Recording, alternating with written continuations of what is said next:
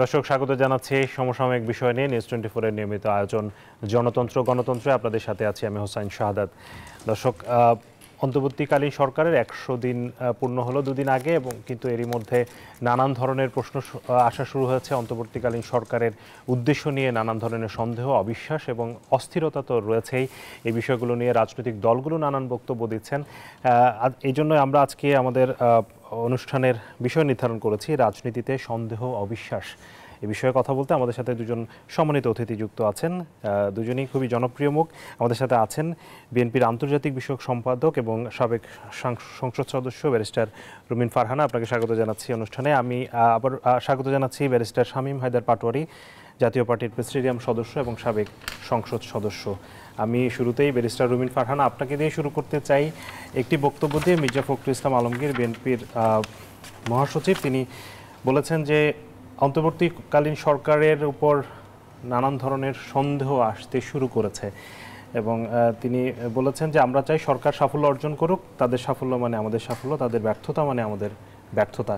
আমরা চাই না শেখ হাসিনা আবারও ফিরে আসুক এবং আওয়ামী দুঃশাসন ফিরে আসুক। এই যে সন্দেহ, সেই আসলে সন্দেহটা কি নিয়ে? আপনাকে অসংখ্য ধন্যবাদ। সন্দেহটা কি নিয়ে এটা যদি বিএনপির মহাসচিব স্পষ্ট করতেন তাহলে আমার পক্ষেও সহজ হতো ঠিক কি নিয়ে সন্দেহ সেটা স্পষ্ট করা। তবে যে বিষয়টি আমি একমত সম্পূর্ণ সেটি হচ্ছে এই সরকারটি যদি ব্যর্থ হয় বাংলাদেশ ব্যর্থ হবে এবং এই সরকারের প্রতি মানুষের আকাশচুম্বী স্বপ্ন যেমন আছে, আকাশচুম্বী প্রত্যাশা যেমন আছে, একই সঙ্গে এই সরকারের চ্যালেঞ্জ কিন্তু বহুমুখী। আমরা 15 বছর দুঃশাসন দেখেছি। 15 বছর কিন্তু মানুষের কোনো চাওয়া পাওয়া ছিল না। মানুষ নিজেকে বাংলাদেশের নাগরিকও ভাবতে পারতো না। ভোট দিতে পারে না, সে আবার কিসের নাগরিক? কথা বলতে পারে না, লিখতে পারে না, কোনো কিছু প্রকাশ করতে 10 বার ভাবে, সে তো আসলে নাগরিক হতে পারে না।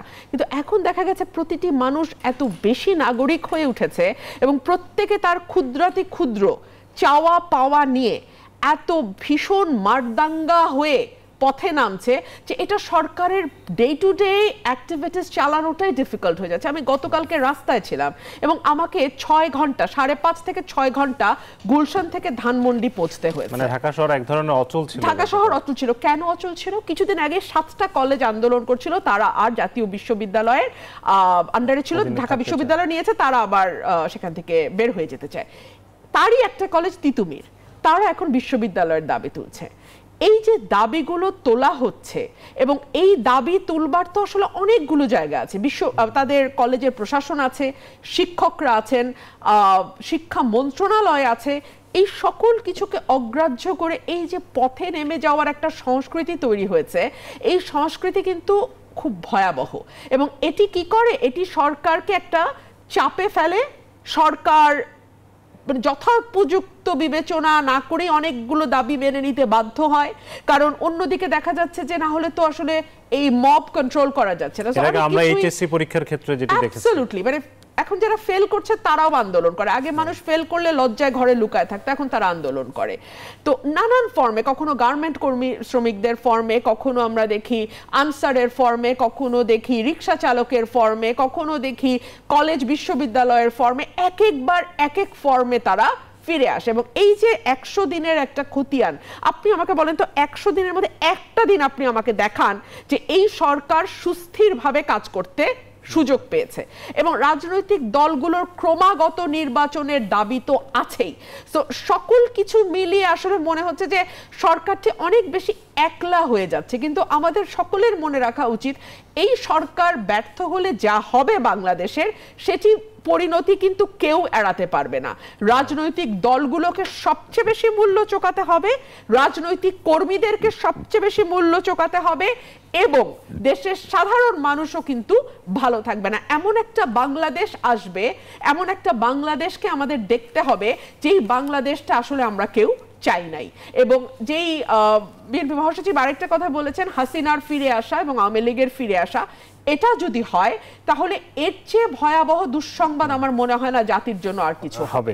আপনি আসলে যে কথাগুলো বলছিলেন, এখানে আপনাদেরই অন্য কোনো নেতা, মানে এর আগে হয়তো যার সাথে আমি কথা বলেছি, বেশিরভাগ সময় আসলে নির্বাচনের দাবি কথা বলেছেন, কিন্তু আপনি বলছেন যে আসলে এই যে ক্রমাগত চাপ, সেটি কিন্তু সরকারকে আসলে তাদের স্বাভাবিক কার্যক্রম করতে দিচ্ছে না। সেই জায়গাটা থেকে আসলে রাজনৈতিক দলগুলোর ভূমিকা আরেকটু দায়িত্বশীল হওয়ার কি, মানে সহনশীল হওয়া কি উচিত? আপনি কি মনে করেন একটু বেশি কি অস্থির হয়ে যাচ্ছে কিনা রাজনৈতিক দলগুলো? রাজনৈতিক দলগুলোর অস্থিরতা আমি খুব অস্বাভাবিকভাবে দেখি না এই কারণেই যে রাজনৈতিক দলগুলো মনে করে গত 15 বছর মানুষ ভোট দেয়নি, ন্যূনতম সুষ্ঠু নির্বাচন হলে আজকে রাষ্ট্রের চেহারা অন্যরকম হতো, রাজনীতির চেহারা অন্যরকম হতো, দলগুলোর চেহারা অন্যরকম হতো, দলগুলোর কর্মীদের চেহারা অন্যরকম হতো এবং সার্বিকভাবে দেশের মানুষের অবস্থা অন্যরকম হতো। সেই জায়গা থেকে এক ধরনের তাগিদ রাজনীতিবিদরা বা রাজনৈতিক দলগুলো বোধ করতেই পারে, কিন্তু আসলে কতটুকু প্রেসার এই সরকারকে দিতে হবে কিংবা কতটুকু সহযোগিতাপূর্ণ মনোভাব নিয়ে চলতে হবে সেটাও আসলে রাজনৈতিক দলগুলোর সঙ্গে সরকারের বোঝাপড়ার একটা বিষয় আছে। এবং যেই কথাটা আমি বলছিলাম যে আজকে যদি এই সরকার ব্যর্থ হয়, যারা নির্বাচন চাইছেন বা যারা মনে করছেন যে যত দ্রুত নির্বাচন হয় ততই মঙ্গল, তারাও কিন্তু খুব ভালো অবস্থার মধ্যে পড়বেন না। তো সকল কিছু মিলিয়ে আমার মনে হয় বিবেচনাটা আরেকটু প্রজ্ঞার সঙ্গে করলেই ভালো। আপনার কাছে আসবো আবারও।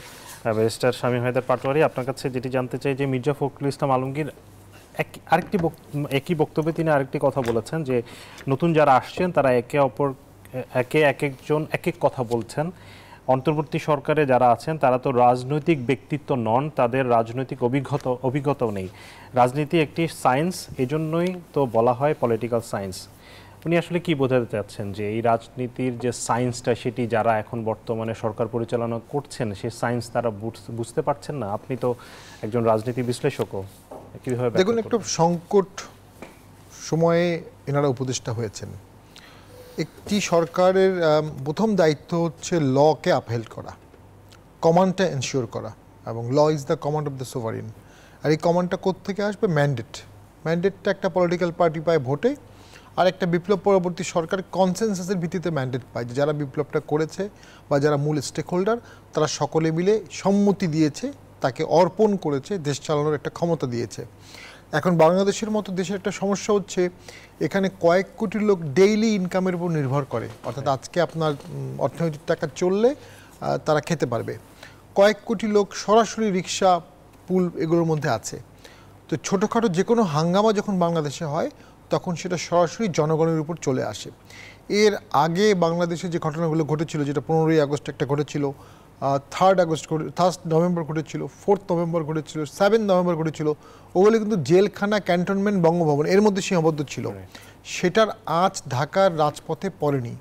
এখন যে ঘটনাগুলো ঘটছে, mob violence, mob protest, mob justice, সব কিছুর ডাইরেক্ট ইম্প্যাক্ট জনগণের উপর পড়ে যাচ্ছে, যেটি হচ্ছে ঢাকার ট্রাফিক সম্পূর্ণ অসহনীয় একটি পর্যায়ে আছে, এবং ইনফ্লেশন রাইজিং, এখন কনস্ট্যান্টলি রাইজিং। 10% এসেনশিয়াল কমোডিটির উপর 10% এখন আমরা মুদ্রাস্ফীতি দেখতে পাচ্ছি। ল্যাক অফ ট্রিটমেন্ট, যারা অসুস্থ হয়েছে, আক্রান্ত হয়েছে আন্দোলনে, তাদের ট্রিটমেন্ট হচ্ছে না। আদালতের মধ্যে নৈরাজ্য হচ্ছে প্রচণ্ডভাবে। ছাত্ররা কনস্ট্যান্ট হুমকি দিচ্ছে, কখনো হুমকি দিচ্ছে অমুককে উপদেষ্টা থেকে নামতে হবে, কখনো হুমকি দিচ্ছে অমুককে উপদেষ্টা বানাতে হবে, কখনো হুমকি দিচ্ছে অমুক দলগুলোকে বাদ দিতে হবে, আবার কখনো বলছে সুষ্ঠু নির্বাচন করতে হবে, কখনো বলছে নির্বাচনের জন্য আমরা আন্দোলন করিনি। একটা কনফিউজিং সিচুয়েশন ওখানে আছে। পুলিশ আমলাদেরকে মোটিভেট করতে পারেনি, সরকার সব পুলিশকে সর্বস্তরে মোটিভেট করতে ব্যর্থ হয়েছে। কেন হয়েছে আমি জানি না। যে কোনো মূল্যে পুলিশকে মোটিভেট করতে হতো। পুলিশের কাজটা সেনাবাহিনী দিয়ে হয় না, সেনাবাহিনীর কাজটা পুলিশ দিয়ে হয় না। এবং মোস্ট ইম্পর্টেন্ট, পলিটিক্যাল পার্টির মধ্যে আমরা অস্থিরতা দেখতে পাচ্ছি। এর কারণ হচ্ছে পলিটিক্যাল পার্টির একটা সুনির্দিষ্ট গাইডলাইন পাচ্ছে। দেখুন, রিউমার অনেক ছিল যে ইউনূস সাহেব যখন ক্ষমতা আসেন, ডক্টর ইউনূস, অনেকে বললো 10 বছর, অনেকে বললো 5 বছর। তো সেখান থেকে কিন্তু পলিটিক্যাল পার্টিগুলোর মধ্যে একটা অসহিষ্ণুতা দেখা যাচ্ছে। ডক্টর ইউনূস সেদিন বললেন নির্বাচনের ট্রেন শুরু হয়েছে। এখন পলিটিক্যাল পার্টির সভাপতি জানতে চায় যে এই ট্রেনটা কি মালগাড়ি, লোকাল রেলগাড়ি, এক্সপ্রেস ট্রেন না সুপার এক্সপ্রেস ট্রেন। এ বিষয়ে তারা একটা ইন্ডিকেশন ন্যাচারালি চাইতে পারে। এই সরকারের একটা সাফল্য আছে, প্রাথমিকভাবে তারা রেমিটেন্স বাড়াতে পেরেছে, অর্থাৎ স্ট্যাবিলিটি আসছে। যারা আমাদের প্রবাসী আছে, এবং আমি দ্ব্যর্থহীন কণ্ঠে বলবো যে প্রবাসীরাই বাংলাদেশকে বারবার রেমিটেন্স পাঠিয়ে 2008 সালেও বাঁচিয়েছে, 14-15 সালেও বাঁচিয়েছে, এবারও তারাই বাঁচাচ্ছে। প্রায় 0.4 বিলিয়ন ইউএসডি প্রতি মাসে বেড়েছে, 2.4 বিলিয়ন দিচ্ছে। রিজার্ভ স্ট্যাটিক বা একটু বাড়ছে, এটাই গভর্নমেন্টের সাফল্য, এবং তার অর্থনীতিকে বেশ চেপে ধরেছে ব্যাংকিং ব্যবস্থাকে, একটা শক, ইকোনমিক শক যেটা আমাদের লং পেন্ডিং ছিল, এইটা জাতিকে নেওয়া হচ্ছে। এই শকের পরে অর্থনীতির সুবাতাস আসতে পারে, এটা আমি মনে করি সরকার ভেরি প্রফেশনালি হ্যান্ডেল করছে। এবং সেক্ষেত্রে doctor Yunus is the best choice, কোনো সন্দেহ নেই। Doctor Salahuddin is the best choice এবং বাংলাদেশ ব্যাংকের গভর্নর, এই তিনজনের মধ্যে যে অসাধারণ দক্ষতা অর্থনীতি সামাল দেওয়ার ক্ষেত্রে আছে, এটা বাংলাদেশের জন্য ফরচুনেট আমরা যে এই সময় তিনজনকে আমরা পেয়েছি। দ্যাট অ্যাপার্ট, বাট পলিটিক্স যদি আপনার ঠিক না হয়, ভঙ্গুর অর্থনীতি কতটুকু আপনি ঠিক করতে পারবেন? পলিটিক্স এবং ইকোনমি সম্পূর্ণ হ্যান্ড টু হ্যান্ড থাকবে, পাশাপাশি পলিটিক্সকে ঠিক করতে হবে। প্রয়োজনে অর্থনৈতিক দুরবস্থাটাই রাজনীতিবিদদের বোঝাতে হবে যে এই মুহূর্তে যদি স্ট্যাবিলিটি না থাকে, এই মুহূর্তে যদি হঠাৎ করে চেঞ্জ অফ পাওয়ার হয়, তাহলে অর্থনীতি ধসে পড়তে পারে। নাও যারা উপদেষ্টা হয়েছেন তাদের মধ্যে অর্থনৈতিকভাবে সকলেই সৎ, অনেকেরই পিএইচডি আছে, ডক্টরেট আছে, প্রফেসরশিপ আছে, অনেকেরই দক্ষতা অসাধারণ। কিন্তু বাস্তব কথা হচ্ছে তাদের মধ্যে আমি একজনকেও জানি না যিনি কখনো ভোট করেছেন। এখন একটা অন্তর্বর্তী সরকার তো ভোট ঠিক করার সরকার, তো যারা কখনো ভোট করেনি তাদের এই বিষয়গুলো জানতে হচ্ছে, বুঝতে হচ্ছে, শিখতে হচ্ছে। শিখতে শিখতে 100 দিন চলে গেছে, শিখতে শিখতে যদি আরও 100 দিন চলে যায় তাহলে ন্যাচারালি দেশটা অশান্ত হয়ে যাবে। নাও তাদের উচিত ছিল প্রতিনিয়ত রাজনৈতিক দলগুলোর সাথে বসে সেখানে কোন কোন কমন প্ল্যাটফর্মগুলো আছে সেগুলো অ্যাডপ্ট করে তারা সেগুলো জনগণের সামনে ফোরকাস্ট করত। এই ফোরকাস্ট করতে না পারার কারণে, এটার কারণে কি সন্দেহ বাড়ছে? এই যে সন্দেহের বিষয়টা আসছে যে সরকারকে নিয়ে এতদিন কিন্তু এই ধরনের কথা হয়নি, যে সরকারের উপর একটা আস্থা ছিল, কিন্তু এখন কথা হচ্ছে। বিএনপির আরেকজন নেতা রিজভী আহমেদও কিন্তু বলছেন যে মনে হচ্ছে কোথাও কিছু একটা ঘাপলা আছে। এই ধরনের কথাগুলো কিন্তু এই যে আসছে, মানে এইগুলো কি এই যে কোনো, আপনি বললেন যে কোনো রোড ম্যাপ পাচ্ছে না, নির্বাচন কখন হবে সেই ধরনের কোনো, কেউ 4 বছরের কথা বলছেন। প্রধান উপদেষ্টার বক্তব্য নিয়ে অনেকে বলছেন যে 4 বছর তো অনেক লম্বা সময়, তাহলে আসলে সময়টা কেমন হওয়া উচিত? এই জায়গা থেকে কি সন্দেহের বিষয়টা আসছে? একটা হচ্ছে যে বিএনপি ন্যাচারালি ভাবছে যে যত তাড়াতাড়ি ভোট হবে বিএনপি তত দ্রুত ক্ষমতায় যেতে পারবে, তাদের সেই জনপ্রিয়তা আছে। যত দেরি হবে পলিটিক্স তার নতুন নতুন শাখা প্রশাখার সৃষ্টি করবে, একটা নতুন দল করার চেষ্টা করা হবে, সেটাকে গভর্নমেন্ট থেকে প্যাট্রন করা হতে পারে। সেই প্যাট্রনটা কোন লেভেলে যাবে এটা বিএনপি বুঝতে পারছে। এখন অতীত অভিজ্ঞতা বলে বিএনপিও ক্ষমতায় থেকে দল করে ক্ষমতায় ছিল, জাতীয় পার্টিও দল করে ক্ষমতায় ছিল, পরবর্তীতে সেই দলগুলোই কিন্তু আবার দেশ চালিয়েছে বা গুরুত্বপূর্ণ ভূমিকা ছিল। যদিও আমি মনে করি নতুন একটি দল করার প্রেক্ষাপট বাংলাদেশে নাই, যেটুকু ছিল এটাও এই কয়দিনে নষ্ট হয়ে গেছে। কারণ ছাত্ররা অনেক অযাচিত বিষয়ে নাক গলিয়েছে, তারা সব বাদ দিয়ে যদি প্রথম থেকেই রাজনীতি করতো, মাঠে গিয়ে যেত, তাদের আন্দোলনের কথাগুলো বলতো, তাদের ত্যাগের কথাগুলো বলতো, তাদের স্বপ্নগুলো মানুষকে দেখাতো, তাহলে কিন্তু মানুষ একটা নতুন দলের দিকে ধাবিত হতো। ছাত্রদেরকে নিয়ে যে শঙ্কাটা করা হচ্ছিল যে ছাত্ররা হয়তো একটা নতুন রাজনীতি দল নিয়ে আসবে, সেটা কি আপনি মনে করছেন যে সেই জায়গাটা তারা হারিয়েছে? আমার কাছে মনে হচ্ছে ছাত্ররা নতুন দল বা নতুন স্বপ্ন দেখানোর ক্ষেত্রে তারা বেশ কিছু হুঙ্কার দিয়েছে, যে হুঙ্কারগুলো প্রয়োজনীয় ছিল না এবং ব্যর্থ হয়েছে। রাষ্ট্রপতি একটা, 12 জন বিচারপতি একটা, এবং জাতীয় পার্টিকে নিয়ে তারা অকারণে হুঙ্কার দিয়েছে। আমরা ওদেরকে ভালোবেসেছি, তারা আমাদের অফিসে আগুন দিয়ে দিয়েছে। এবং উপদেষ্টা নিয়ে 72 ঘন্টা আলটিমেটাম, এবং উপদেষ্টা করা নিয়ে তারা আলটিমেটাম, এবং আওয়ামী লীগ নিষিদ্ধ করতে হবে, এই যে কথাগুলো তারা বলছে, এগুলোর মাধ্যমে তারা কম্পার্টমেন্টাল হচ্ছে, ট্রিভিয়ালাইজড হচ্ছে, তাদের সাথে একটা বিশাল জনগোষ্ঠীর দূরত্ব সৃষ্টি হচ্ছে।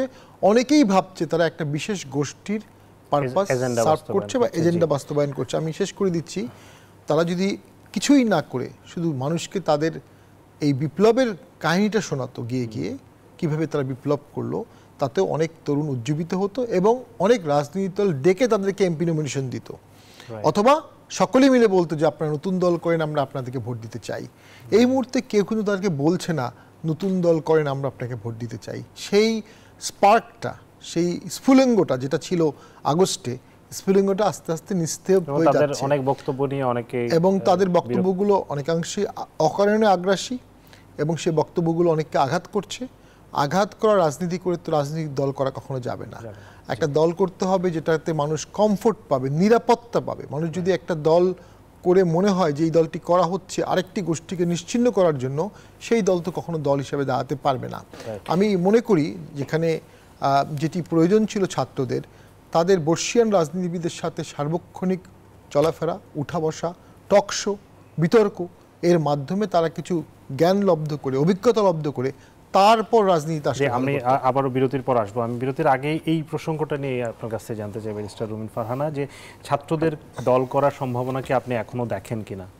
আমি দেখি ছাত্ররা দল করতে পারে এবং দল করার অধিকার নিশ্চয়ই তাদের আছে।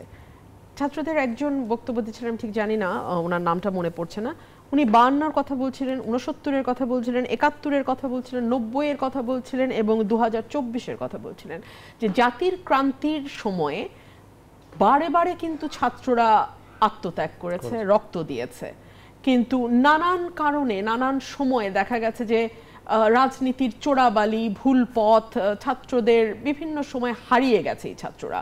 সুতরাং 24-এ একটা সুযোগ এসছে, যে সুযোগটিকে তারা কাজে লাগাতে চাইছে এবং পুরো রাষ্ট্র সংস্কার, রাজনীতির সংস্কারের কথা বলছে। একজন বাংলাদেশের নাগরিক এবং আইনজীবী এবং একজন ক্ষুদ্র রাজনৈতিক কর্মী হিসেবে আমার মনে হয় যে বাংলাদেশের মানুষও কিন্তু এখন পরিবর্তন চাইছে। একটা সময় ছিল king can do no wrong, হ্যাঁ, এই যে একটা প্রাগৈতিহাসিক বাক্যটি 24 পর্যন্ত কিন্তু আমাদের ছিল। বাংলাদেশে প্রধানমন্ত্রী হওয়া মানে মোটামুটি একটা রাজা বা একটা সম্রাটের মতন, এবং সেই সম্রাট আসলে কখনো কোনো ভুল করতে পারে না, এবং সেই সম্রাটের চারপাশে যারা থাকেন তারা ক্রমাগত সম্রাটের কানে কানে বলতেই থাকেন যে আপনি অসাধারণ, আপনি এমন এমন অসাধারণ যে আপনি আসলে কোটি বছরে একবার আপনার মতন মানুষ পায় বাংলাদেশ। সো এই যে মাথার ভেতরে, রাজাদের মাথার ভেতরে ব্রেন ওয়াশ চলতে থাকে না, এর ফলে হয় কি তারা রাইট অ্যান্ড রং এর পার্থক্য বোঝে না, তারা মনে করে তারা যা করে সেটাই রাইট। সো এই জায়গা থেকে নতুন একটা ডাক আসা এবং পুরো রাজনীতির সংস্কৃতি, দেখেন আমার ভাই বলতে বলতে বলছিল রাজনৈতিক দলগুলো তাদেরকে নিয়ে নমিনেশন দিত, মানে একজন রাজনীতিবিদের টোটাল ফোকাসটা থাকে একটা এমপি নমিনেশন এবং একটা এমপি হওয়া পর্যন্ত। এর বাইরে চিন্তা করা, আউট অফ দ্য বক্স যাওয়া, আমি জানি না এটা ছাত্ররা চিন্তা করছে কিনা, কিন্তু আমার মনে হয় বাংলাদেশের একটা বড় অংশ সচেতন শ্রেণী তারা কিন্তু এই চিন্তাটা শুরু করেছে। যদি সেটা হয় সেক্ষেত্রে কি আপনাদের জন্য চ্যালেঞ্জ হবে সামনে নির্বাচনে? পুরনো ধ্যান ধারণার সকলের জন্যই চ্যালেঞ্জ হবে নিশ্চয়ই, তবে হ্যাঁ সেটা করতে পারতে হবে। সেটাও যে 2-1 মাসের মধ্যে হয়ে যাবে, 2-1 বছরের মধ্যে হয়ে যাবে, নো, ট্রায়াল অ্যান্ড এররের মধ্যে দিয়ে যে অনেক সময় লাগবে। কারণ আমাদের মজ্জাগত এবং আমাদের রক্তে প্রবাহিত কিছু কথা আছে যে আমাকে ক্ষমতায় যেতেই হবে, থাকতেই হবে, আর কিছু না হোক একটা এমপি হতে হবে, একটা এলাকার রাজা হতে হবে। এই যে ক্রমাগত প্রাগৈতিহাসিক যেই ভাবনাগুলো আমাদের মাথার ভেতর ঘুরপাক খায়, সেখান থেকে বের হওয়া সময়ের ব্যাপার। জি, অনেক ধন্যবাদ। আমরা আবারও ফিরবো বিরতির পর। দর্শক, জনতন্ত্র গণতন্ত্র অনুষ্ঠানে সময় হচ্ছে একটি বিরতির, ফিরবো আর একটু পর, সাথেই থাকুন।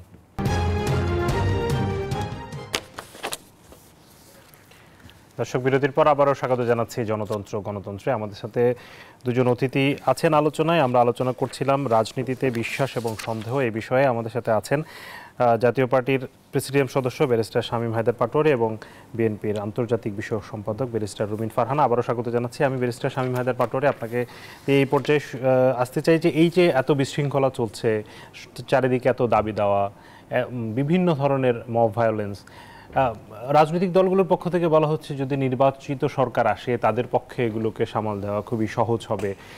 সেটি ঠিক আছে, সেটি যৌক্তিক, কিন্তু এখন তারা আসলে সরকারের বাইরে থেকেও কি এই জায়গাটাতে কাজ করার সুযোগ আছে কিনা, সরকারকে সহায়তা করা, এই যে ভায়োলেন্সগুলোকে যাতে নিয়ন্ত্রণ করা যায়, যেহেতু তাদের বিভিন্ন স্তরের নেতাকর্মীরা আছে, এই জায়গাটাতে কি আসলে রাজনৈতিক দলগুলো তাদের দায়িত্ব আসলে পালন করতে পারছে? দেখুন, রাজনৈতিক দলগুলো দায়িত্বহীন আচরণ করছে না। একটা পট পরিবর্তনের পরে দেশব্যাপী যে ম্যাসিভ জেনোসাইড হওয়ার কথা ছিল, যে ম্যাসিভ 17 বছরের রাগ, ক্ষোভ, দুঃখের প্রতিশোধ নেওয়ার কথা ছিল, কান্ট্রি ওয়াইজ সেই ম্যাসিভ প্রতিশোধ কিন্তু রাজনৈতিক দলগুলো নেয়নি। এক্ষেত্রে জামাত বিএনপি যথেষ্ট রেস্ট্রেনের পরিচয় দিয়েছে। এখন বর্তমান সরকার, যেটা আমি বললাম, প্রথম হচ্ছে তারা পুলিশকে পুরোপুরি মোটিভেট করতে পারেনি, প্রশাসনকে পুরোপুরি মোটিভেট করতে পারে। তাদের কোনো নিজস্ব রাজনৈতিক দল নাই, তাদের ডিপেন্ডেন্সি ছিল ছাত্রদের উপরে। ছাত্ররা খুবই মোটিভেটেড, বিপ্লবী, রক্ত দিয়েছে, কিন্তু তাদের অভিজ্ঞতাটা ঢাকা বিশ্ববিদ্যালয় কেন্দ্রিক। মোস্টলি যারা লিডার আছে তাদের ঠিক রাষ্ট্র পরিচালনা, পুলিশ পরিচালনা, আমলাদেরকে কীভাবে হ্যান্ডেল করতে হয়, সংবিধান কীভাবে অ্যামেন্ড করতে হয়, ফরেন পলিসি কীভাবে হ্যান্ডেল করতে হয়, একটি মন্তব্য 7 সিস্টার তছনছ করে দিব আমাদের কত দূরত্বের সৃষ্টি করে দিই, শুধু একটি মন্তব্য। তো এই বিষয়গুলোতে তারা মূলত, এই বিপ্লবী সরকারের ম্যান্ডেট ছিল আন্দোলনকারী ছাত্ররা, সেই ম্যান্ডেটের জায়গাটায় এখন একটু চিট ধরছে। তার কারণ ছাত্রদেরকে মধ্যেও একটা ফাটল দেখা যাচ্ছে। কেন বেসরকারি বিশ্ববিদ্যালয় থেকে উপদেষ্টা হচ্ছে না, কেন উত্তরবঙ্গ থেকে উপদেষ্টা হচ্ছে না? অর্থাৎ যে আন্দোলনটি ছিল বৈষম্য বিরোধী, যে আন্দোলনটি ছিল এক পর্যায়ে শেখ হাসিনার পদত্যাগ, যে আন্দোলনটি এক পর্যায়ে ছিল আওয়ামী লীগের পদত্যাগ, সে আন্দোলনটা হয়ে গেল উপদেষ্টা নিয়োগের অশুভ প্রতিযোগিতা।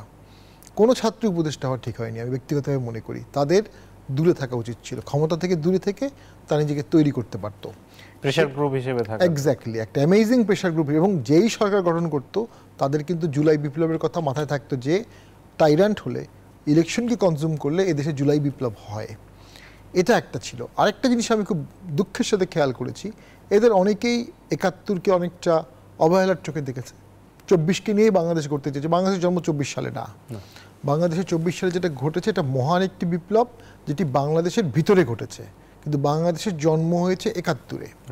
৭১-এর জন্মটাকে আপনি অস্বীকার করে বা ছোট করে, ইভেন বঙ্গবন্ধুকেও ছোট করে, বঙ্গবন্ধুর ৭১ পরবর্তী ভূমিকা নিয়ে অনেকে প্রশ্ন তুলতে পারে, কিন্তু ৭১ পর্যন্ত বঙ্গবন্ধুর যে অবিস্মরণীয় ভূমিকা, যদি আপনি রাজনীতি করতে চান, কারণ ছাত্র রাজনীতি করতে চাচ্ছে, আপনাকে রাজনীতি করলে ভাসানীকে শ্রদ্ধা করতে হবে, শেরেবাংলাকে করতে হবে, সোহরাওয়ার্দীকে করতে হবে, বঙ্গবন্ধুকেও করতে হবে, জিয়াউর রহমানকেও করতে হবে। জিয়াউর রহমান যদি স্বাধীনতার সেই ঘোষকটা দিয়েছিলেন, ওনার তো কোর্ট মার্শাল হতে পারতো যদি পাকিস্তান বেঁচে যেত।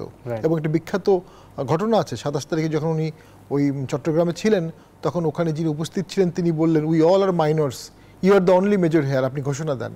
তখন জিয়াউর রহমান কিন্তু দিয়ে দিলেন। কেউ বলে এটা ঘটনাচক্রে, কেউ বলে এটা উনি প্ল্যান করেছেন, কেউ বলে যে এটা কিন্তু উনি দিয়েছিলেন। এটা সাহসের ব্যাপার, এটা সাহসের ব্যাপার ছিলেন। তাহলে সেই সাহসটাকে আপনি অসম্মান করতে পারবেন না। বঙ্গবন্ধু ১২ থেকে ১৪ বছর জেলে ছিল, তার এন্টায়ার লাইফ জেলে ছিল, তার ফ্যামিলির সাথে তার অনেকের ডিস্টেন্স ছিল। শেখ হাসিনার যখন বিয়ে হয় তখন উনি জেলে, এবং অনেকগুলো ছেলে মেয়ে, উনি অনেকদিন গ্যাপ ছিল। উনি অনেকে দুঃখ করে বলেছিলেন ৭২-৭৩ সালে যে আমার পরিবারের বা আমার আত্মীয় স্বজনের বিরুদ্ধে অভিযোগ আসলে, বাংলাদেশ সৃষ্টিতে আসলে যাদের অবদান আছে সবাইকে স্বীকার করে দিয়ে আসলে রাজনীতি না করে আপনি কি ভবিষ্যৎ বাংলাদেশ করবেন? সেখান থেকে কিছু ভুল ত্রুটি আসতে পারে। বিগত আওয়ামী লীগ সরকারের প্রথম ভুল ছিল ইলেকশনটাকে কনজিউম করে ফেলা। কারণ আপনি যদি ইলেকশন করেন, আপনাকে ৫ বছর পরে যদি হেরে যাওয়ার ভয় থাকে, তাহলে আপনি একটা লেভেলের বেশি দানব হতে পারবেন না, আপনি একটা লেভেলের বেশি হত্যাকাণ্ডে যেতে পারবেন না, দুর্নীতি করতে। কারণ ৫ বছর পরে আপনি বিরোধী দলে যাচ্ছেন। যখন আপনি ইলেকশনটাকে কনজিউম করবেন, তখন ব্যুরোক্রেসি, প্রশাসন, ইলেকশন কমিশন, জুডিশিয়ারি সবাই সেই গভর্নমেন্টের সাথে মার্জ হয়ে যাবে এবং এক ব্যক্তির সরকার হয়ে যাবে। এবং দীর্ঘমেয়াদী যখন এক ব্যক্তির সরকার হবে, সেই সরকার একসময় জেনোসাইড করবে, সেই সময় একসময় দেশকে দেউলিয়া করবে। শেষ করে দিচ্ছি, ছাত্রদের রূপরেখা হওয়া উচিত ছিল কিভাবে ভবিষ্যতে বাংলাদেশ একদলীয়, এক ব্যক্তির, এককেন্দ্রিক সরকার হবে না, বহুমাত্রিক হবে। জি, ব্যারিস্টার রুবিন ফারহানা, আপনাকে একই প্রশ্নটা করতে চাই, সাথে একটি জিনিস যোগ করতে চাই যে একে তো নানান ধরনের প্রেশার আছে, তার মধ্যে আবার বিএনপি নেতা কর্মীদের বিরুদ্ধে নানান ধরনের অভিযোগ, বিশেষ করে চাঁদাবাজি, তারা বিভিন্ন জায়গায় দখল করছে, জমি দখল করছে, স্থাপনা দখল করছে, দোকানপাট দখল করছে। এটা নিয়ে মানুষ খুবই বিরক্ত। এই জায়গাটা কেন নিয়ন্ত্রণ করতে পারছে না বিএনপি থেকে? এটা দুঃখজনক, খুবই দুঃখজনক। বিএনপি চেয়ারপারসন, অ্যাক্টিং চেয়ারম্যান বলেছেন যে দল থেকে বহিষ্কার করা হবে, এবং কয়েকজনকে বহিষ্কার করাও হচ্ছে, পদ স্থগিত করা হবে, অর্থাৎ সাংগঠনিক ব্যবস্থা নেওয়া হবে, এবং দেশে প্রচলিত আইন অনুযায়ীও তাদের বিরুদ্ধে ব্যবস্থা নেওয়া হবে। এটা একেবারে তৃণমূল পর্যন্ত যেভাবে পৌঁছানোর কথা এবং যেভাবে সাড়া দেবার কথা তৃণমূলের নেতাকর্মী পর্যন্ত, সেরকমটি আসলে দেখা যাচ্ছে না। আপনার কানে যেমন আসছে, আমার কানেও আসছে। আমারও পরিচিত লোকজনের কাছে চাঁদা দাবি করা হয়েছে, এবং সেটার প্রতিকার হিসেবে আমার কাছেও ফোন এসছে যে আপনি চেষ্টা করেন যেন এটা না হয়। এবং ভালো অ্যামাউন্ট, ৩০ লাখ ৫০ লাখ, মানে মানুষ ভেদে এক এক জায়গায় এক এক রকম amount. This is very unfortunate. মনে রাখা উচিত যে এই সরকারটি বিদায় করতে শুধু যে ১৫০০-এর উপর মানুষ এক মাসে মারা গেছে তাই নয়, কিংবা ৩৫,০০০-এর মতো মানুষ আহত হয়েছে, চোখ হারিয়েছে তাই নয়। এই সরকারটি বা এই সময়টিকে বদলাতে দীর্ঘ ১৭ বছর এই দেশের সকল শ্রেণী পেশার মানুষকে নিরন্তর সংগ্রাম করতে হয়েছে, যার যার জায়গা থেকে বিভিন্নভাবে আসলে মানুষ তার দায় পরিশোধ করেছে আসলে একদম একদম। এবং প্রত্যেককে তার যার যার জায়গা থেকে, ধরুন আপনি আপনার জায়গা থেকে যা বলতে চেয়েছেন, যা প্রশ্ন করতে চেয়েছেন, যা জানতে চাইতে ইচ্ছে হয়েছে আপনার, আপনি পারেননি সেটা করতে।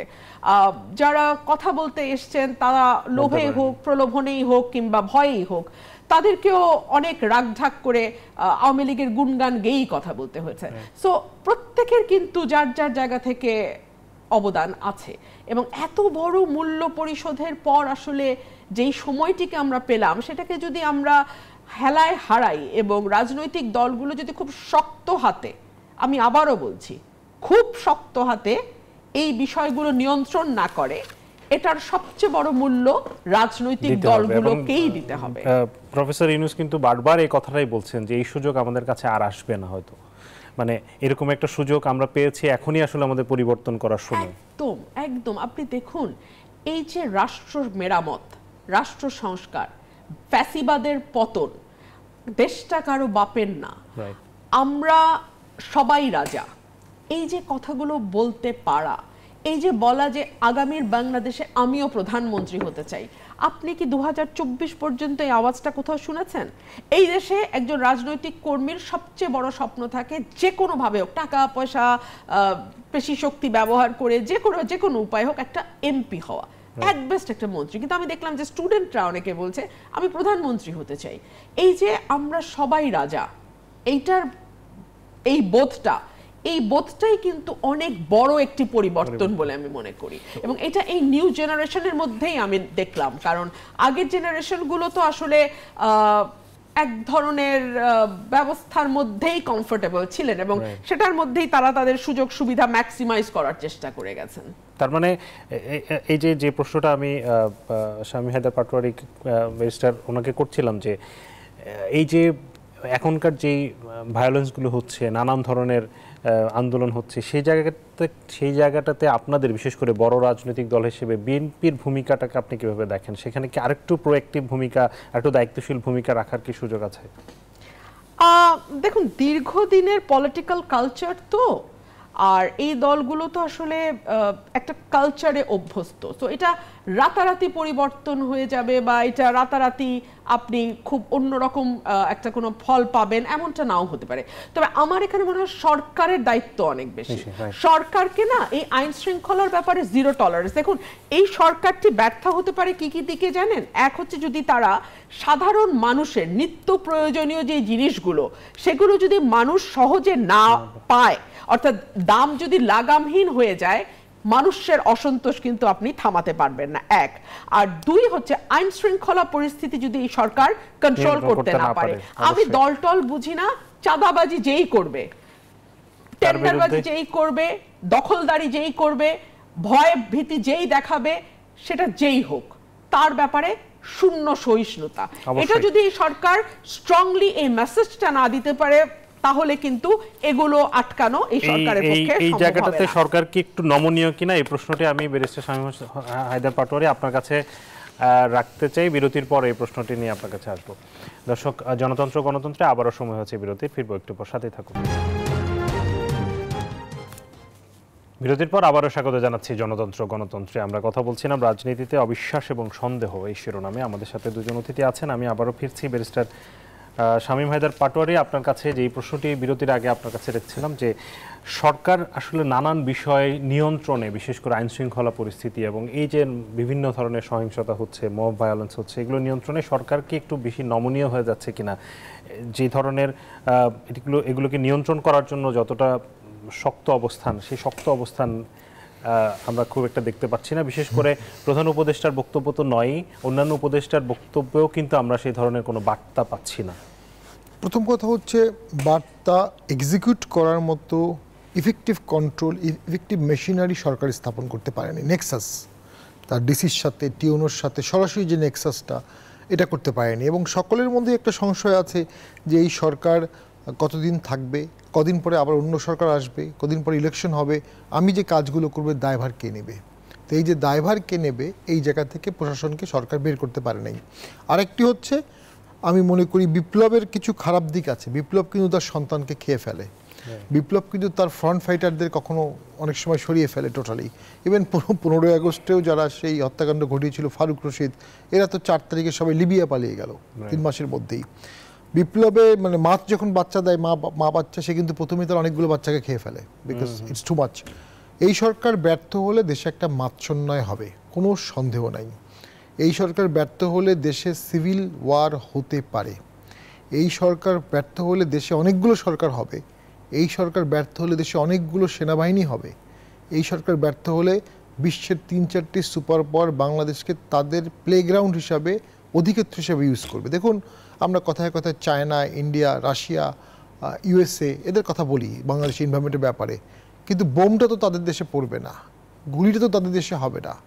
রক্ত হবে বাংলার মাটি। বাংলার মাটি যেন লাল না হয় সেটার জন্য আমাদের একটা ঐক্যমত করতে হবে এবং এই সরকারকে সহযোগিতা করতে হবে। আপনি যে 111-এর সাথে কম্পেয়ার করেন, 111-এর প্রথম দিনই একটা এমার্জেন্সি দেওয়া ছিল, অর্থাৎ প্রত্যেক মানুষকে আগে ঘরে পাঠানো হয়েছে, তার সাথে সেনাবাহিনী ছিল, সেনাবাহিনী এটা এনশিওর করেছে। এখানে 5 তারিখে কোনো এমার্জেন্সি দেওয়া হয়নি। এরকম একটা সিচুয়েশনে এমার্জেন্সি দেওয়া উচিত ছিল। তা না হলে এই 5 তারিখ থেকে আজ পর্যন্ত যে অনাকাঙ্ক্ষিত ঘটনাগুলো ঘটেছে সেগুলো অনেকটাই বিপ্লবকে কিন্তু কিছুটা ম্লান করেছে। কোর্টে কাউকে মারধর করা, ডিম মারা, তাকে অপমান করা, তার লয়ারকে মারা, এগুলো তো রেকর্ডেড অপরাধ এবং এগুলোর কোনো জাস্টিফিকেশন নাই। এটা জাস্টিফিকেশন এটা হতে পারে না যে 17 বছর ওরা এটা করেছে। আপনার একটি মন্দ কাজের জাস্টিফিকেশন আগের মন্দ কাজ হতে পারে না। এটা একটা ছিল। এমার্জেন্সি দেওয়ার সাথে সাথে সেখানে সেনা সমর্থিত সরকার ছিল। এই যে পুলিশ এখন মোটিভেটেড না, তার দেশটার কন্ট্রোল, নিরাপত্তা, জনগণের নিরাপত্তা, রাস্তার নিরাপত্তা, বর্ডারের নিরাপত্তা, এগুলো কে এনশিওর করবে? সরকারের 20-25 জন লোক তো পারবে না। সেনা সমর্থন লাগবে, সেটা দৃশ্য হতে পারে, অদৃশ্য হতে পারে। বাংলাদেশে কুডে এটা হবে না ইনশাল্লাহ, কারণ কুডে এটা হলে সেনাবাহিনীকে পিসকিপিং মিশন থেকে আসতে হবে, কিন্তু সরকারের সার্বক্ষণিক সেনা সমর্থন লাগবে। সেটা এখন সেনাবাহিনী দিচ্ছে অথবা পুরোপুরি দিচ্ছে না। নাও এই জিনিসগুলো ছাড়া ঠিক সংবিধানের বাইরের একটি সরকার কখনোই সফলভাবে দেশ চালাতে পারবে না। তার সাথে যুক্ত হচ্ছে একটা ম্যান্ডেট, 3 মাস সংসদ ভেঙে দেওয়ার সাথে সাথে 3 মাসের মধ্যে আপনাকে ইলেকশন করতে হবে। এরপরে 3 মাস, 6 মাস, 6 মাস পরে কি হবে? সংবিধান সাইলেন্ট। সংবিধান পরে কিন্তু 6 মাস পরে কিন্তু আরেকটা বিতর্ক আসবে যে 6 মাসের মধ্যে সরকার নির্বাচন করতে ব্যর্থ হয়েছে, তার মানে এই সরকারটা কি দাঁড়াবে? এই কাঠামোগুলো আলোচনার ভিত্তিতে যদি ঠিক না করা হয়, ভবিষ্যতে এই সরকারের জন্যও কিন্তু অনেকগুলো প্রশ্ন সামনে আসছে। সরকার এই প্রশ্নগুলো সমাধান করতে পারত, কোনো একটা অজানা কারণে সরকার এই প্রশ্নগুলো সমাধান করলো না। আমি শেষ করে দিচ্ছি, ডক্টর ইউনূস স্যারের মতো একজন বিশাল ব্যক্তিত্ব এই ক্রান্তিলগ্নে দেশে এসেছে, হাল ধরেছে, কিন্তু তাকে সকলে সহযোগিতা করতে হবে। তাকে যদি সবাই মিলে চাপ দেয় যে অমুক উপদেষ্টা বানালেন কেন, অমুক উপদেষ্টা বানাতে হবে, এটা করতে হবে, এটা করতে হবে, তাহলে তো উনি সুস্থ ব্রেনে দেশটাকে করতে পারবেন না। ওনাকে দেশটা গড়তে দেওয়ার সুযোগ দিতে হবে। একই সাথে ডক্টর ইউনূসকে মনে রাখতে হবে উনি কিন্তু বাংলাদেশের সরকারের প্রধান উপদেষ্টা। এই বাংলাদেশের মধ্যে কিন্তু সকল দল, সকল ধর্ম, সকল মানুষ আছে, সকলের ন্যায় বিচার পাওয়ার অধিকার আছে। যিনি আসামি তারও আছে, যিনি ভিকটিম তারও আছে। আপনি যদি বিচার প্রক্রিয়ায় দেখেন যেভাবে মামলাগুলো করা হয়েছে, অন্তত 300 মামলা, আমি অনেকগুলো নিজের চোখে দেখেছি, 300 মামলা যেভাবে ড্রাফট করা হয়েছে, যেভাবে প্লেস করা হয়েছে, যেভাবে ফাইল করা হয়েছে, এগুলো তদন্ত করা অলমোস্ট ইম্পসিবল যে কোনো পুলিশের পক্ষে। সারা বাংলাদেশের 64 জেলার লোককে জড়িয়ে একটা মামলা করা হয়েছে। তাহলে সেই মামলাগুলো কিভাবে হবে, কিভাবে, এবং কোনো মামলায় কি পুলিশ আজ পর্যন্ত প্লেস অফ অকারেন্সে গিয়েছে, কারো 161 নিয়েছে? এইসব মামলা কেন করছে? বস্তুনিষ্ঠ মামলা করা হোক, কে মেরেছে, কখন মেরেছে, সেরকম। তো আমি মনে করি সেগুলোও একটা সরকারের জন্য বার্ডেন সৃষ্টি করছে। 300 মামলায় 90,000 আসামি এবং বিচার প্রক্রিয়াকে আসলে অনেক দীর্ঘ চরমভাবে ব্যাহত করছে। তদন্ত এবং মৃতের আত্মা, যারা মারা গেছে সেই মৃতদের আত্মা ন্যায় বিচারের জন্য ঘুরপাক খাবে। এই 300 জন, 400 জন, 1000 জন আসামির মধ্যে ঘুরপাক খাবে, এগুলো বিচার সম্ভব না। এবং ছাত্রদের পক্ষ থেকে ব্যারিস্টার রুমিন ফারহানা বলা হচ্ছে যে যতক্ষণ পর্যন্ত এই যে জুলাই হত্যাকাণ্ডে যারা দোষী তাদের বিচার না হবে, ততদিন পর্যন্ত আসলে নির্বাচন নিয়ে কোনো প্রশ্ন আসবে না বা নির্বাচন হবে না। এই যে মামলাগুলো করা হচ্ছে, এই ধরনের মামলা দিয়ে আসলে বিচার প্রক্রিয়া খুব সহজে শেষ করা কি আসলেই সম্ভব? মানে সেই জায়গাটাতে আসলে এক ধরনের একটা হযবরল পরিস্থিতি মনে হচ্ছে আপনার কাছে? নিশ্চয়ই হযবরল। মামলাগুলো যখন হচ্ছিল শুরুর দিকে, তখন আমি বলেছিলাম যে শেখ হাসিনার বিরুদ্ধে যথাযথ প্রমাণ সহ 1-2টা মামলাই যথেষ্ট। এর জন্য শত শত মামলা করবার দরকার নেই। সালমান এফ রহমান যতটা অর্থনৈতিক কেলেঙ্কারির সঙ্গে যুক্ত, ততটা কিন্তু আবার তিনি মারধর বা খুনের সঙ্গে ওভাবে যুক্ত নন। সো আপনি তার বিরুদ্ধে মামলা দিতে হলে আপনি শেয়ার বাজার কেলেঙ্কারি কিংবা ব্যাংক লুটের মামলা দেন। এস আলমের বিরুদ্ধে আপনি ব্যাংক লুটের মামলা দেন, তার বিরুদ্ধে 302 দিয়ে খুব ভালো একটা পরিণতি পাওয়া যাবে না। আমি দেখলাম যারা একেবারেই নিরপেক্ষ আইনজীবী, বাংলাদেশে তো এখন যে কোনো পেশায় নিরপেক্ষ বড় কঠিন, হয় আওয়ামী লীগ নয় বিএনপি, এর মাঝামাঝি তো আসলে আর কিছু নাই। কিন্তু আমরা দেখলাম যে সারা হোসেন বা জেরাই খান পান্না অবশ্য আওয়ামী লীগের রাজনীতির সঙ্গে হয়তো একসময় কিছুটা যুক্ত ছিলেন, তিনি কিন্তু বলেছেন যে এই ধরনের মামলা দিয়ে খুব বেশি আগানো যাবে না, এবং এই ধরনের মামলাটা না পুরো বিষয়টির যেই গ্র্যাভিটি, যে গভীরতা, মেরিট, সেটাকে নষ্ট করে দেয়। এবং দিন শেষে পুরো প্রক্রিয়াটা যদি আপনি চিন্তা করেন, যখন আপনি আসামিকে কোর্টে তোলা হচ্ছে, আপনি আইনজীবী গায়ে হাত তুলছেন। মানুষ কিন্তু, সাধারণ মানুষ যারা একেবারে মানে মাতালের মতন কোনো রাজনৈতিক বিশ্বাসী নন, সাধারণ মানুষ সুখে শান্তিতে মোটামুটি খেয়ে পড়ে যারা থাকতে চান বাংলাদেশে, তাদের দৃষ্টিতে কিন্তু ওই ঘটনাটি খুব খারাপ উদাহরণ হিসেবে থাকে। এবং বিচার ব্যবস্থার প্রতি, আইন শৃঙ্খলা রক্ষাকারী বাহিনীর প্রতি এবং সবশেষে সরকারের প্রতি আস্থার জায়গাটা ভীষণভাবে প্রশ্নবিদ্ধ হয়। সো এই জায়গাগুলো যদি সরকার কন্ট্রোল করতে না পারে, আমি বলি সরকারের তাহলে সরে যাওয়া উচিত। কারণ এই সরকারের হাতে 18 কোটি মানুষের ভাগ্য আমরা দিয়েছি।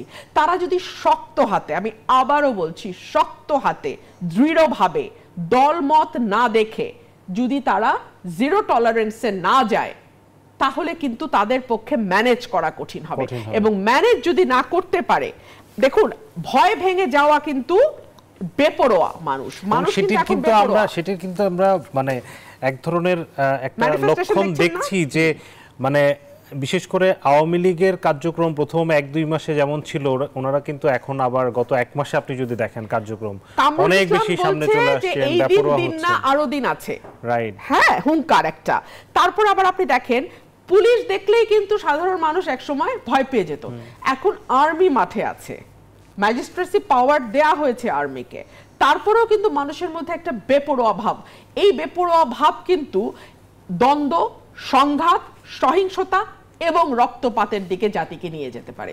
সো আমি বলবো সরকারের আর এক মুহূর্ত নষ্ট করার মতন মুহূর্ত হাতে নাই, শক্ত হাতে লাগাম ধরতে হবে। আপনি যদি মনে করেন আপনি কি কি সংস্কার করতে চান, দয়া করে সেটার একটা রোড ম্যাপ আপনি দিন, কত সময় লাগতে পারে একটা ধারণা দিন। এই যে দোলাচলের মধ্যে মানুষকে রাখা, অস্পষ্টতার মধ্যে মানুষকে রাখা, এটি বন্ধ করুন। এবং আপনি আইন শৃঙ্খলা পরিস্থিতি এবং মানুষের ডে টু ডে প্রাত্যহিক জীবনের যাত্রাকে সহজ করবার জন্য যা করা দরকার শক্ত হাতে সেটা করুন। জি, 1 মিনিটে একটু আমি ব্যারিস্টার শামীম হায়দার পাটোয়ারি আপনার কাছ থেকে একই প্রশ্নটা জানতে চাই যে এই যে এক ধরনের সুযোগ পেয়ে যাচ্ছে কিনা যারা এতদিন মানুষকে জিম্মি করে রেখেছিল, সেই দলটির নানান ধরনের কার্যক্রম দেখছি, তাদের নেত্রীর বিভিন্ন ধরনের একরকম বোঝাই যাচ্ছে তিনি আসলে বিভিন্ন বক্তব্য প্রচার করার জন্য এই অডিওগুলো আসছে, নানা নেতাকর্মীদেরকে নানান ধরনের দিক নির্দেশনা দিচ্ছেন, রাজনৈতিক কার্যক্রম চালাচ্ছেন, যেটি নিয়ে কিন্তু ডক্টর ইউনূস কিন্তু উষ্মা প্রকাশ করেছেন যে এটি আসলে ঠিক হচ্ছে না। এই জায়গাটাতে আসলে কি করণীয়? একটি সিনেমার ডায়লগ ছিল যে মানে Russian movie, vodka is a luxury we can have, caviar is a luxury we can have, time is a luxury we don't have. এই সরকারের সময় খুব কম, 100 দিনে 1000টি কাজ করা উচিত ছিল। এই সরকার যদি ট্রেডিশনাল সরকারের থেকেও সম্মুখ গতিতে আগায়, এটার একটা ভয়াবহ দায় চলে আসবে। এবং আমি মনে করি সেক্ষেত্রে শেখ হাসিনা যে ভিডিও ক্লিপগুলো দিচ্ছে এগুলো আমি সমর্থন করি না, অডিও ক্লিপগুলো, কারণ কিছু ভুল স্বীকার করতে হবে শেখ হাসিনাকে, কিছু ভুল স্বীকার করতে হবে আওয়ামী লীগকে, এবং জনগণের কাছে ক্ষমা চাইতে হবে। কোনো ধরনেরই শুধুমাত্র ষড়যন্ত্র তত্ত্ব দিয়ে একটা জনগণের অংশগ্রহণের মুভমেন্টকে আপনি নালিফাই করতে পারেন না। এই আন্দোলনে জনগণের স্বতঃস্ফূর্ত অংশগ্রহণ একটা পর্যায়ে পুরোপুরি ছিল, এবং এই আন্দোলনে সাধারণ মানুষ মারা গেছে, এটাকে অস্বীকার করা যাবে না। এবং এই রক্তের দাগ সহজে যাবে না, এই রক্তের গন্ধ ম্যাকবেথের লেরির মতো আরবের সব পারফিউম দিয়েও যাবে না। আওয়ামী লীগকে রিফর্ম হতে হবে, আওয়ামী লীগকে মডিফাই হতে হবে, আওয়ামী লীগকে অ্যাডাপ্টেবল হতে হবে, এবং আমি মনে করি আওয়ামী লীগকে সীমিত পরিসরে রাজনীতির সুযোগও দিতে হবে দেশের স্ট্যাবিলিটির জন্য, দেশের রাজনৈতিক ভারসাম্যের জন্য। তা না হলে দেশটা রাজনৈতিক ভারসাম্যহীন হতে পারে এবং একটি বিশেষ গোষ্ঠী দেশকে বেশি কন্ট্রোল করতে পারে। জি, এক 30 সেকেন্ডে যদি বলেন আওয়ামী লীগের রাজনীতির বিষয় এবং আওয়ামী লীগকে আসলে কেমন আচরণ করা উচিত এই মুহূর্তে? যখন শিবির ট্যাগ দিয়ে আবরারকে মারা হয়েছে তখন আমি বলেছি যে এই ট্যাগিংটা ডিহিউম্যানাইজ করাটা কেবলমাত্র নিজের অন্যায়কে জাস্টিফাই করার জন্য। যখন জামাত নিষিদ্ধ হয়েছে আমি বলেছি ফোর কর্নার্স অফ দি পেপারে সই করে আপনি কোনো রাজনৈতিক দল নিষিদ্ধ করতে পারেন না। একই কথা আওয়ামী লীগের ক্ষেত্রে প্রযোজ্য, সকল দলের ক্ষেত্রে প্রযোজ্য। আওয়ামী লীগ ভয়াবহ অপরাধ করেছে 1.5 মাসে না, ভয়াবহ অপরাধ করেছে 15 বছর ধরে। তাকে বিচার করতে হবে, দলগতভাবে বিচার করতে হবে, ইন্ডিভিজুয়াল অপরাধের জন্য বিচার করতে হবে, কিন্তু রাজনীতি নিষিদ্ধ করাটা কোনো সমাধান বলে আমি মনে করি। আওয়ামী লীগের আচরণটা মানে তারা যদি আসলে রাজনীতিতে ফিরতে চায়, আমি খুব অবাক হই। হ্যাঁ, এই ক্ষেত্রে আমি একটা কথা বলতে চাই, আওয়ামী লীগের মধ্যে ন্যূনতম কোনো অনুশোচনা আমি দেখি নাই। মানে আওয়ামী লীগ কি পলিটিক্স বোঝে না? এটা আমার মতন ক্ষুদ্র কর্মী বলতে গেলে আওয়ামী লীগ বলবে ও আমার 70 বছরের পুরানো দল, তুমি আসছো রাজনীতি শিখাইতে। কিন্তু পিপলস পালস যদি আওয়ামী লীগ ন্যূনতম বুঝতো, আওয়ামী লীগ কিন্তু মাফ চেয়ে মানুষ, বাংলাদেশের মানুষ কিন্তু খুবই ক্ষমাপ্রবণ, ওরা ক্ষমা করতে পছন্দ করে। মাফ চাইলে বোধহয় এবং কিছুটা হয়তো মানুষের সিম্প্যাথি নির্দোষ যারা তারা পেলেও পেতে পারতো। কিন্তু এখন যে অবস্থা, যে অ্যারোগেন্স আওয়ামী লীগের মধ্যে আমি দেখি, তাতে মনে হচ্ছে যে তাদের ফিউচারও বাংলাদেশের পলিটিক্স করার আর কোনো ইচ্ছা আছে বলে মনে হয় না। মানুষকে নিয়ে রাজনীতি করা যেটাকে বোঝায়, সেটার আদৌ কোনো আওয়ামী লীগের ইচ্ছা আছে কিনা এই প্রশ্ন আমি করতেই পারি। জি, অবশ্যই এটা নিয়ে আসলে এখন প্রশ্ন উঠেছে, কারণ তাদের একেবারে তাদের নেত্রী থেকে শুরু করে তৃণমূল পর্যন্ত আসলে কারো কাছ থেকে আমরা যাদের সাথে কথা বলি বা কোনো ধরনের অনুশোচনা আমরা দেখতে পাই না। এবং এই যে এত বড় একটি ঘটনা ঘটলো, সেই ঘটনার জায়গা থেকে তারা আসলে ভবিষ্যতে কেমন রাজনীতি করবে সেই জায়গাটাতে বড় প্রশ্ন তৈরি হয়েছে। আপনাদের দুজনকে অসংখ্য ধন্যবাদ, ব্যারিস্টার রুমিন ফারহানা এবং ব্যারিস্টার শামীম হায়দার পাটোয়ারি, আমাদেরকে সময় দিয়েছেন। দর্শক, আপনাদেরকে অনেক অনেক ধন্যবাদ। আপনারা এতক্ষণ আমাদের সাথে ছিলেন আমাদের আলোচনায় জনতন্ত্র গণতন্ত্রে। আগামী দিন আবারও একই সময়ে দেখা হবে। সে পর্যন্ত ভালো থাকবেন, বিদায় নিচ্ছি। আল্লাহ হাফেজ।